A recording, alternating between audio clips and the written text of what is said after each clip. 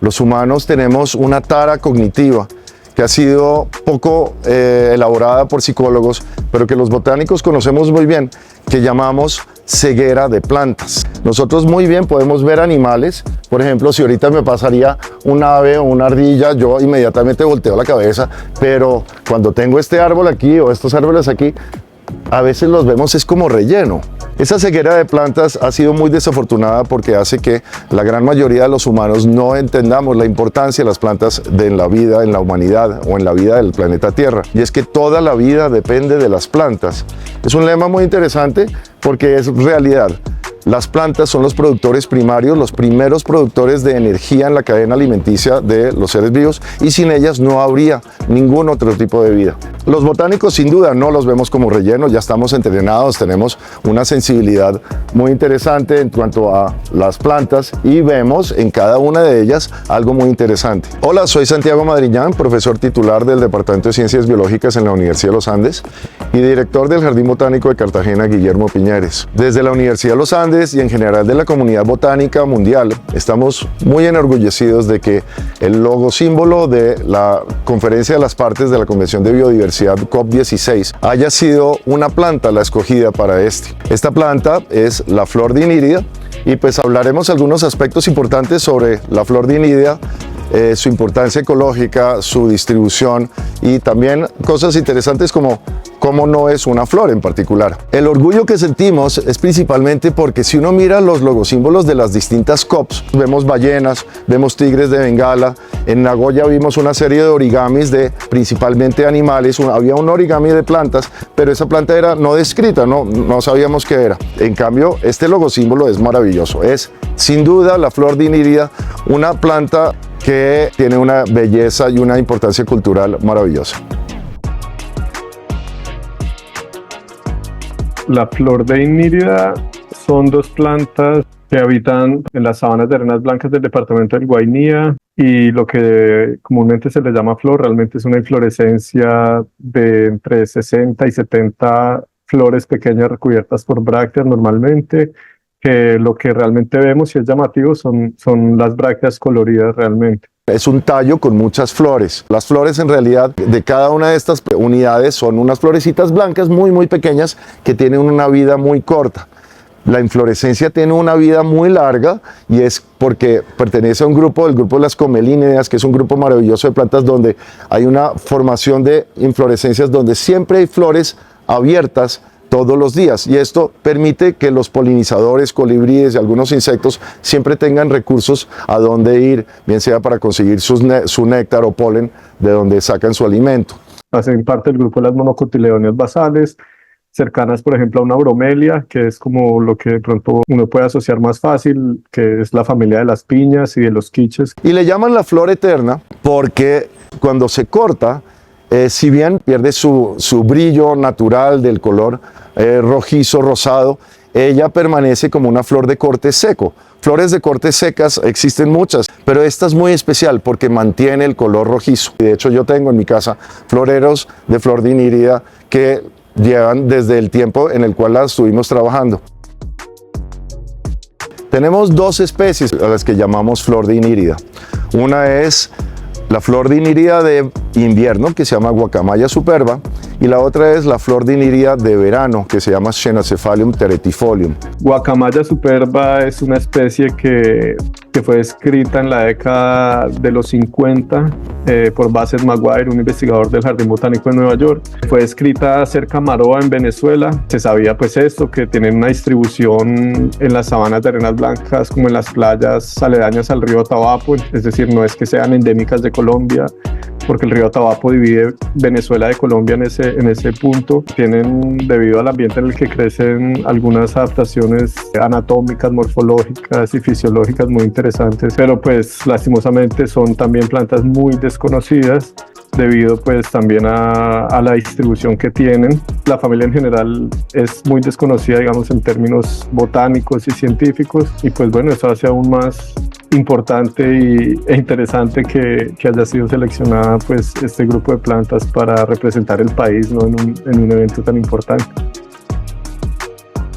En Colombia, en esta región, empezó a haber investigación casi que en el 2005 más o menos en términos de botánica, 2006 cuando el Instituto Sinchi, en cabeza pues de Dairon Cárdenas, empezaron a hacer bastantes salidas, levantamientos de flora y bueno, el herbario amazónico colombiano empezó a generar mucha información muy interesante de una cantidad de especies que se creía que eran endémicas para Venezuela porque se habían descrito allá por el Jardín Botánico de Nueva York hace 50 años o más, habitaban en Colombia y no se sabía porque nadie había ido a esa región a trabajar. Pues en el futuro también tuve la oportunidad de trabajar con él y con el Instituto Sinchi allá. Hasta el momento se sabían muy pocas cosas, como te comento, que una de las especies florecía en invierno, es decir, en la temporada de lluvias, que generalmente es hacia la mitad del año, que la otra especie, el pico de floración, era en verano, es decir, hacia finales del año, ¿no? Como esta región tiene un tipo de clima unimodal, biestacional, como toda la Orinoquía, que es decir, tiene un solo invierno, temporada de lluvias larga, de casi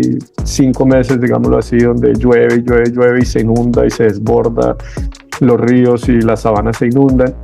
Y otro periodo donde todas estas sabanas se secan, los ríos bajan su caudal muchísimo, el nivel freático baja a veces 18 metros, vuelven a su cauce y quedan muy reducidos, se forman playas y en esta temporada seca las sabanas literalmente arden y muchas veces se queman hasta naturalmente. Pues esto nos lleva como al contexto del ecosistema, que es supremamente radical, digamos, en términos de que una mitad del año tienen el estrés hídrico por estar supremamente inundadas, digamos, tienen que adaptarse a ser casi que plantas acuáticas, y la otra mitad del año tienen que adaptarse a sobrevivir el fuego casi. Entonces es como un desafío, ¿no? Fisiológico y para pues cualquier planta que habita ese ecosistema, porque no son las únicas que habitan las sabanas inundables de arenas blancas. Hay más de, incluyendo los ecotonos o las caatingas, digamos, y bosques muy pequeños aledaños a estas sabanas como varillales. Hay más de 300 especies de plantas diferentes que habitan estos ecosistemas, que se reportan en trabajos del inventario de la flora que hizo el Sinchi, como te comentaba. Mi interés en el trabajo con la flor de Iniria surgió cuando un estudiante mío, Mateo Fernández Lucero, me dijo que él quería estudiar la flor de Iniria como su tesis de pregrado, y después, eso fue en el 2009, después en el 2013, tuvimos un proyecto con Ecopetrol muy importante que se llamó la flora acuática de la Orinoquia colombiana. Viajamos por toda la Orinoquia con Mateo y con Ana María Bedoya y tomamos fotografías de todas las plantas acuáticas o las que pudimos encontrar durante un año entero en la zona. Y sin duda consideramos que la flor de Iniria o las flores de Iniria eran estas plantas acuáticas dignas de ser representadas en este libro. En el 2013 finalmente se publicó el libro y además, en el 2016, Mateo publicó en la revista Harvard Papers in Botany un artículo sobre la historia natural, la anatomía y la distribución de las flores de Iniria que vale la pena revisar y que estará anexado como un enlace a esta entrevista. Yo estaba en el 2009 a punto pues ya de terminando, digamos, la carrera de biología. Me estaba apasionando mucho por las plantas. Quería como trabajar en un grupo así que hubiera sido poco trabajado. Y pues me pareció espectacular la idea de hacer la tesis con estas plantas. Realicé una presentación para pues los profesores, para Santiago, para Franz. Lo primero que hice pues fue tratar de buscar información y qué sorpresa, en Google había como 5 fotos. Había en ese momento por ahí unos 7 artículos científicos de toda la familia. No es tan diversa como las orquídeas claramente, pero igual pues tenía menos de 10 publicaciones. Con la presentación y las pocas fotos que encontramos y la información que había disponible, había algunas como documentos muy locales sobre planes de manejo. Esa presentación terminó transformándose en una salida de campo a Iniria, al Guainía, a final del 2009. Desde ese momento empezamos a desenterrar esas plantas, a tratar de mirar cómo crecían, como las primeras aproximaciones como de la historia natural, un poco como los naturalistas de antes, ¿no? Ver las cosas más básicas porque había muy poca información.